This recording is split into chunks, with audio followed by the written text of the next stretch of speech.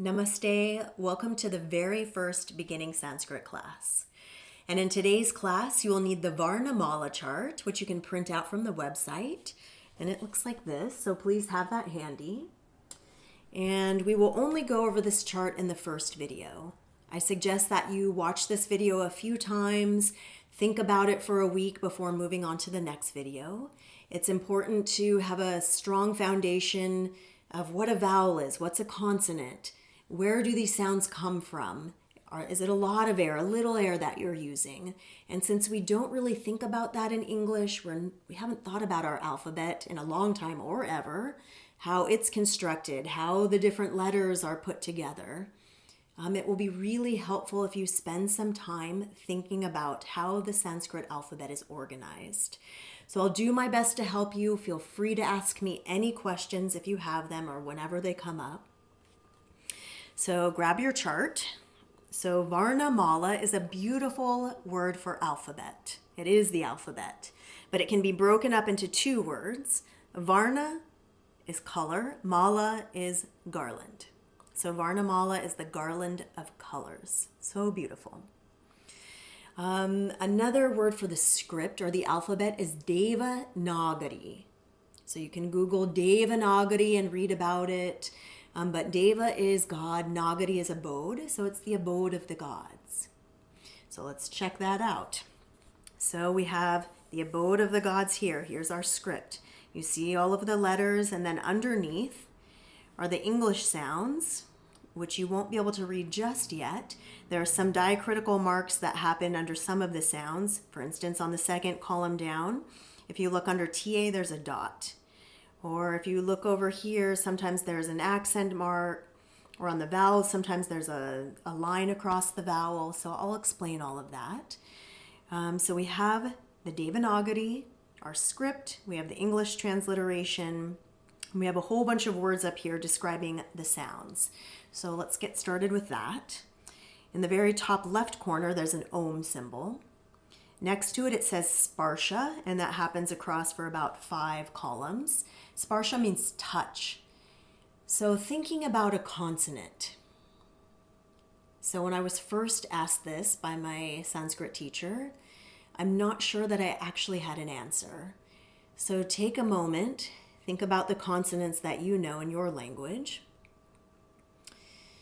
and try to describe to yourself what is the difference between a consonant and a vowel. And we're going to go over that more in the next class, but it will give you something to think about before then. So Sparsha has to do with the consonants. So we'll come back to that when we revisit what a consonant is. The word underneath it is karkasha. So don't worry about memorizing it, but maybe you want to write in the English here of what it is so you can remind yourself. Karkasha means hard. So there are some sounds in this first column. All of these sounds are harder, rougher sounds. So just listen to my sounds and you'll be able to understand what I mean. Ka, ja, da, da, ba. So hopefully you can hear that these sounds are a little bit harder than, for instance, on the third column. So what I said was the first. I'm going to jump past the second. So these are softer sounds. G, j, d, d, b. So the voice or my throat is really relaxed. The vocal cords are vibrating freely. And in this karkasha column, it's not as much. So if you've ever done ujjayi breathing, where you slightly squeeze the top of the throat, it's very similar to that. There's a little bit of squeezing, a little bit of pressure to get the ka, which is the karkasha sound, versus our softer sound, g, where I'm completely relaxed. It feels like it's coming from almost a lower place. So this is the karkasha. Underneath that says alpa prana. So maybe in your yoga practice you have learned pranayama. Prana can mean air. That's one meaning. Alpa means little. So there are some sounds like this first column and also the third column where you also see alpa prana, that there's very little air coming out. So if I were to hold my hand in front of my mouth and say the very first letter of the alphabet, which is K-A, ka, I didn't feel any air coming out. Or G-A, g. So this is our alpa prana sounds. And under that it says karkasha again. Don't worry, I just said it twice. And then we have on the first column, kanthya, talavya, murdhanya, dantya, and oshtya. So I said all of these 5, but this is where how we physically understand where these sounds are coming from. Sanskrit is beautiful. It gives us an idea of the placement or the exit points of our consonants. And in English, I don't think very much of the time we've thought about this, at least I hadn't. But in Sanskrit, it's very important to understand and to experience that all of these sounds come from different places. So this row here comes from the throat. Kanthya means relating to the throat. So we have, and I'll just say them for now, we'll learn them in the next video. Ka, ka, ga, ga, nga. So fun. I feel the exit points coming from pretty low in my throat. And then a vowel comes after. So the consonant is a split second, and then the vowel comes. So we have kanthya coming from the throat, talavya coming from a little bit further forward. So we're starting from the back and moving forward. Talavya is like the palatal region in the back. So just listening to these sounds. So here I'm going to go across from talavya over. Ja, cha, ja, ja, nya. So I can feel it coming from a little bit further forward. We're going to move forward again. Murdhanya. And that is the roof of the mouth, the middle of the mouth.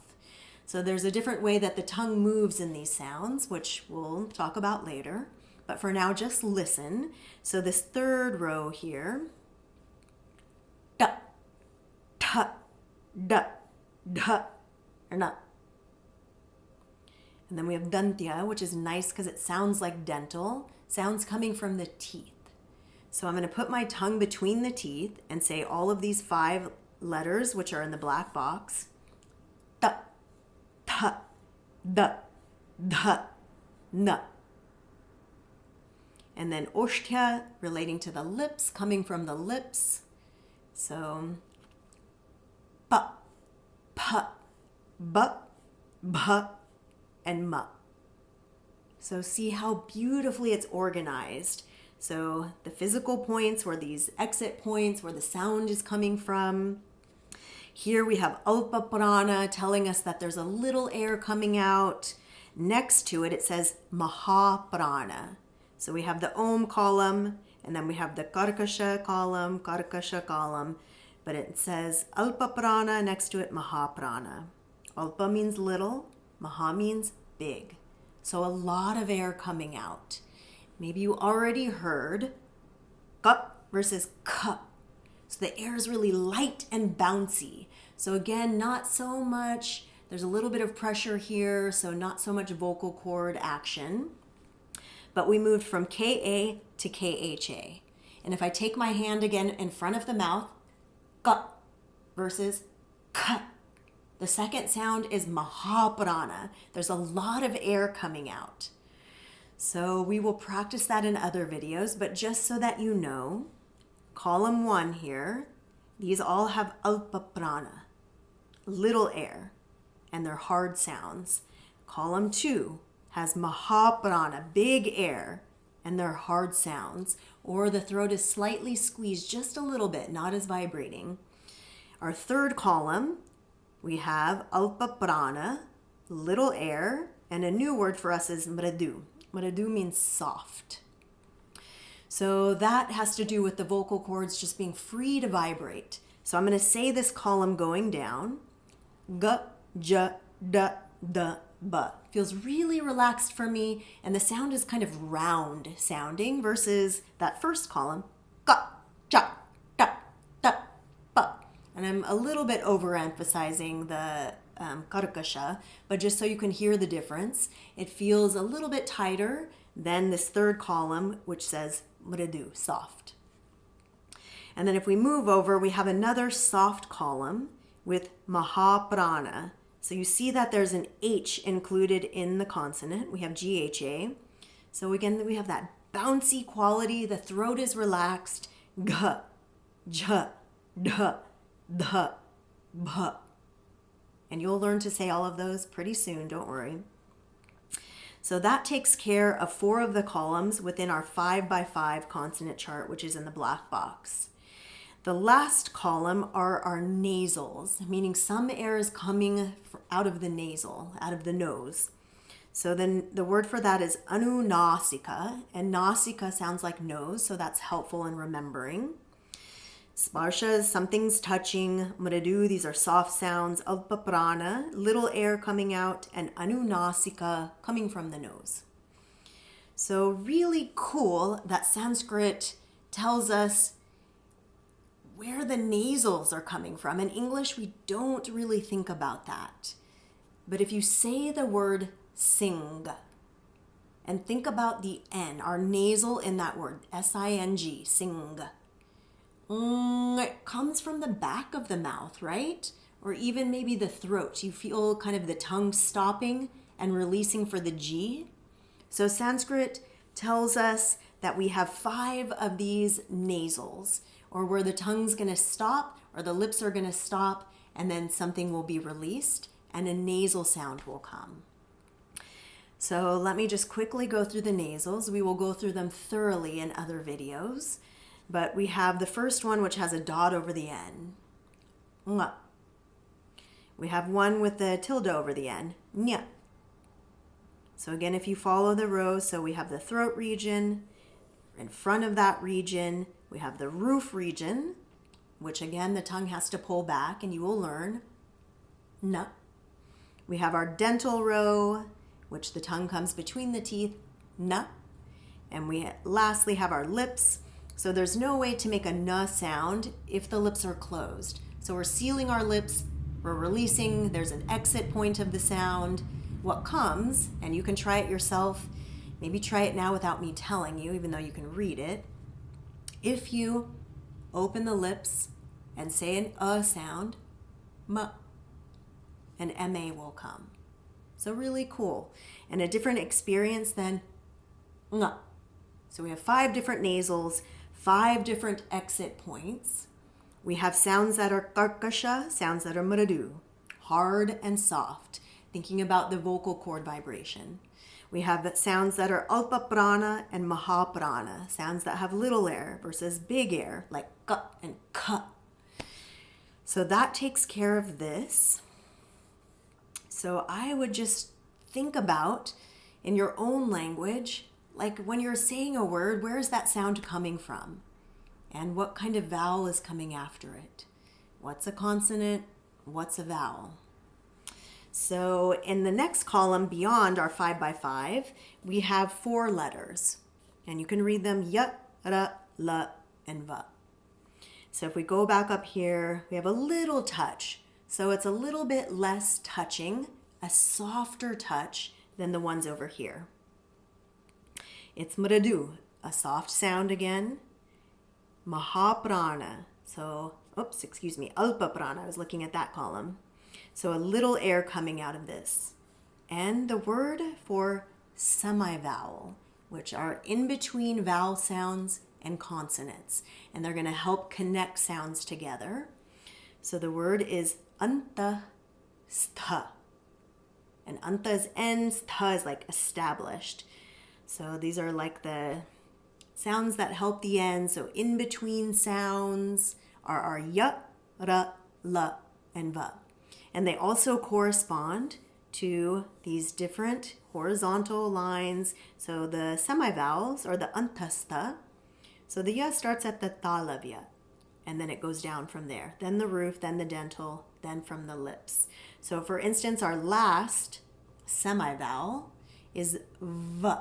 And you can feel the teeth, v, coming from the lips and sort of vibrating. So you can do it without, so much of this teeth action, but v, v. You really feel the lips vibrating. Okay, so now, jumping over to the column I was I accidentally jumped to. So these are our sibilants. The Sanskrit word is Ushman. Ushman means heat producing. So when you say these sounds, you're going to feel some heat. So we have Alpa Sparsha. So again, same as the semivowels. So we have a lighter touch. Karkasha, these sounds are hard. Mahaprana, now we have a lot of air. And then our Ushman, which I said was the heat producing. So we have two different kinds of sh sounds and one kind of sa.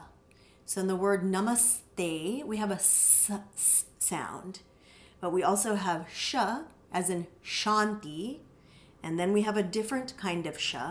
And if you follow this sh all the way across, murdhanya, which means the roof, which we have to pull the tongue back, and it's going to sound and feel different than the common sh, which is the sh in shanti. So I'm curling my tongue back, sh, sh, sh, making a hollow sound. And that's the difference in sound between the sh and sh, our first two sibilants. And the last sibilant comes from the teeth. So if you follow the dantya line over, we get to the sa.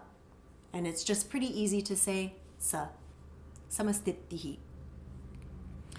Over we have one more consonant, pravaha, which is flowing, mradu, soft, mahaprana, a lot of air. So kind of our primal sound is ha, very easy to say. So we've covered all of the consonants now. We're going to move over to the vowels. The last three columns are vowels. Again, we have pravaha, meaning to flow. Svaraha is the word for vowel. And in this column, we have what you can call simple vowels, meaning they are a pure sound. We have two different kinds, and there are many more than this, but to start, we'll start with two. So two different A sounds. So we know the vowel A, and like I said, if you say an A, I can say it for a long time, there's nothing touching. So now pravaha, it's flowing freely. And in Sanskrit, you will learn when we thoroughly go over the vowels that the sound for A, a short A, is A. The sound for a long A is ah. So many of you know the word asana. So in that we have both the long ah and the short asana. And if you look at all of the consonants here, they all end in a short A. So the inherent vowel in all of the consonants is a. So when I say this, the vowel doesn't change. So going back to our vowel column, we have ah. Then we have e. Now we have r as a vowel, and you'll learn that. Then we have one that I won't talk about today, but there's an L. And then we have our U's. Oo. So again, I'll do that column one more time. Our vowels. Ah. E. R. Oo. Now, in the next column, it's the same, pravaha and svaraha. So we have free-flowing vowels, but now you can see some of them have multiple sounds. If you stop and think about the vowel E and the vowel O, especially when you say them in Sanskrit, there are many different vowels that are kind of flowing through. So if I say the vowel E, which sounds like the AY in pray, A. If you think about that for a while, there are different sounds that come, not as pure sounding. So the way that this works is we have an E, which I said sounds like the AY in pray, A. It gets strengthened into what we call a diphthong, where you see two letters, I. So A becomes I. These sounds are always long in Sanskrit. And we'll talk about that later, but just wanted to plant that seed. Underneath, we have an O, like yoga, ojas. And then we have au. So O becomes au. And our final column, we have one more om. Vishesha means special. So we have two special characters that I'll talk about. And the other ones we'll talk about later. So we have and And I'll talk about later why those are included in the alphabet. But we have about 50 letters that we covered today. So again, just a quick review, and then spend some time thinking about this chart. Kind of go over thinking about the sounds that you make in your own language, and then we will apply that to Sanskrit. So Varṇamālā again means the garland of colors. It's our alphabet. We have our 5x5 consonant chart, so we'll focus pretty heavily on that. We have 5 different places or exit points that the sounds come from. Kantya, Talavya, Murdhanya, Dantya, Oshtya. And the sounds come from the throat and move forward to the lips. We have Alpa Prana and Mahaprana, little air, big air. We have sounds that are Karkasha, hard, sounds that are Mridu, soft. We have nasals, Anunasika. We have semivowels, Antastha. We have sibilants, Ushman. We have things that are very free-flowing, our vowels. So I hope that you spend a little bit of time with the chart. Please listen to the video and ask me any questions as they come up. Good luck with your studies. Namaste.